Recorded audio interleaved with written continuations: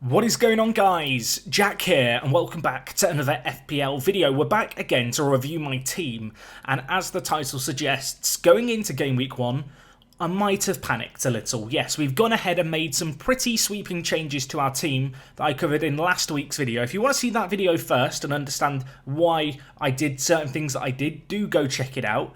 Let's discuss the changes that we've made, shall we? Because in total, 7 players have departed from my 15-man squad, and this was largely born out of a bit of a fear factor. I felt like the midfield that we had wasn't really strong enough, and that actually, upon reflection, in having 3 premium players in Harry Kane, Mo Salah and Aubameyang, we had just left ourselves a little bit short in other areas.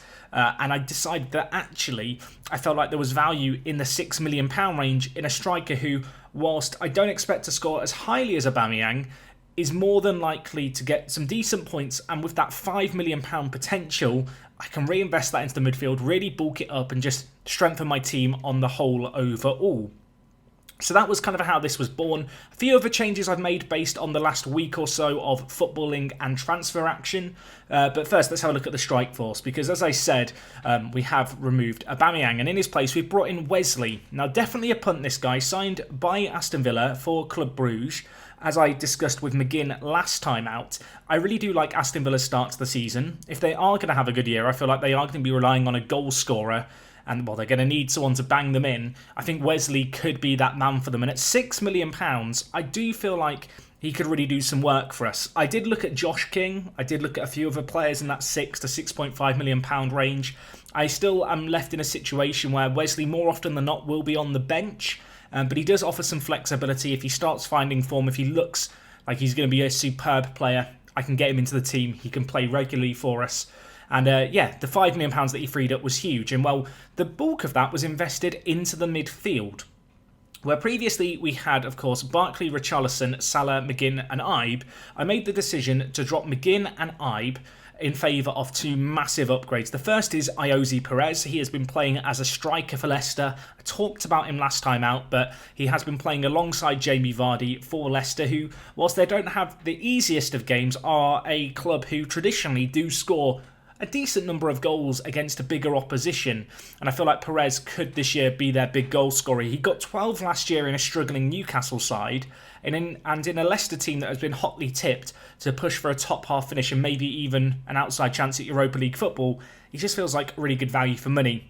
De Bruyne, on the other hand, was really borne out the fact that I was panicking about the lack of a Manchester City player in the final third for me. Of course, in my first draft, I had Zinchenko. De Bruyne comes in, he looked pretty good in the Community Shield. At £9.5 million, he isn't the most expensive option. I anticipate him to do very well. I did look at one point about bringing in Bernardo Silva. Obviously, Sane is now out injured longer term. I think Mahrez will be back for the start of the season.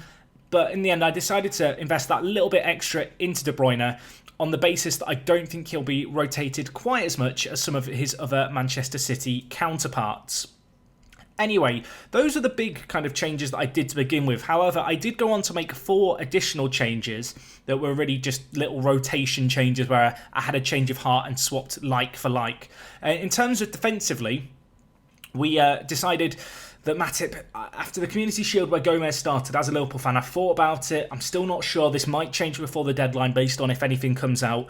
I have decided to go with Joe Gomez over Matip. I think Gomez is going to start the season at centre-back. If he does start and can nail it down, I just favour him to do a little bit more. I thought Matip, based off last season, might get given more of a chance, but at least now in Klopp's pecking order, he seems higher up.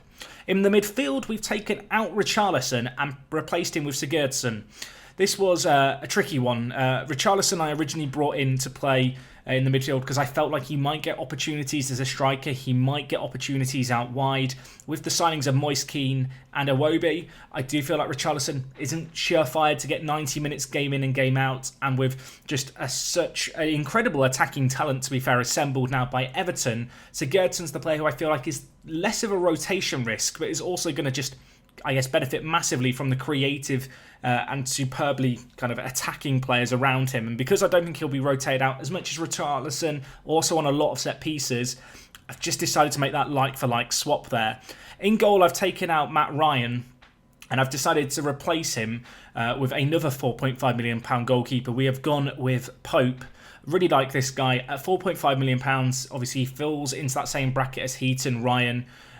There were a few others I looked at, like Henderson of Sheffield United, to come in and do that job for us. In the end, though, I just decided that I feel like Heaton and Pope rotate quite nicely. Burnley's goalkeeping situation, of course, looks a lot more clear now. I think he can bag a decent number of points. I did consider downgrading the goalkeeper to a £4 million keeper because I did need to free up £0.5 million. But in the end, I've actually done that in the defence, where previously we had Ward of Crystal Palace.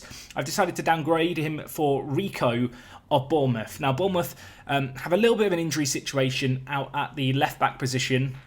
And it's going to be between Rico and Charlie Daniels to fight it out, at least to start the season for this position. Obviously, this is a quite big change on last time in terms of the players that I've swapped out in my team. But the more I thought about things, I decided just to play it a little bit safer. I think a lot of people make the mistake with Fantasy Premier League of picking a team that looks like it's going to be strong over the whole season, when actually you want a team that's going to be strong to start.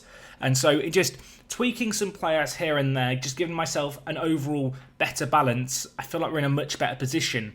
Additionally, now having De Bruyne at £9.5 million gives me a player who's somewhere, in between. Previously, there was quite a big jump up from Richarlison at £8 million to our next player at £11 million, whereas now there is that middleman. And, our midfield is very stacked. In terms of how I see us playing, we have quite a lot of flexibility. The midfield five are all going to play on a very regular basis, I hope. 3-5-2 could be used if Wesley finds some form. If, one of the midfielders is struggling, we can switch to a 4-4-2 potentially and just bring Wesley in. And, to start the season, we're going to change things up, of course. Previously, we were looking at a 4-4-2. Changes have been made. We are going to be starting the year with a 4-5-1. Pope's going to come in goal for us. He, of course, has a game to start the season against Southampton.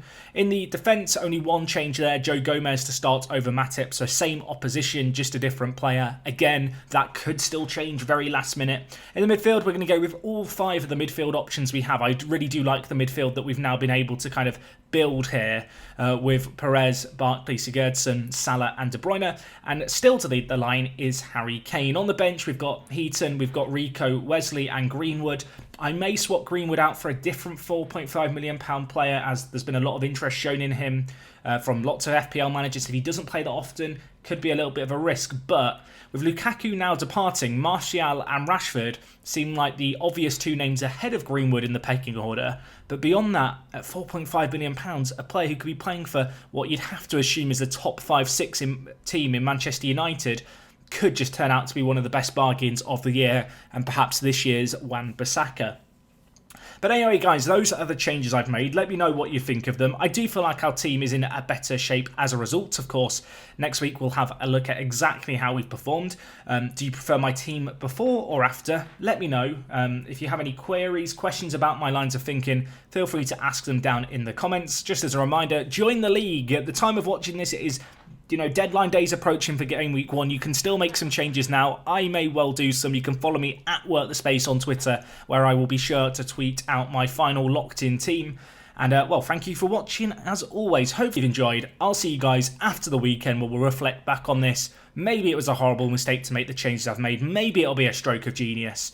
Regardless, I'll see you soon. It is me, Jack, and I'll talk to you guys in a bit. I'm out.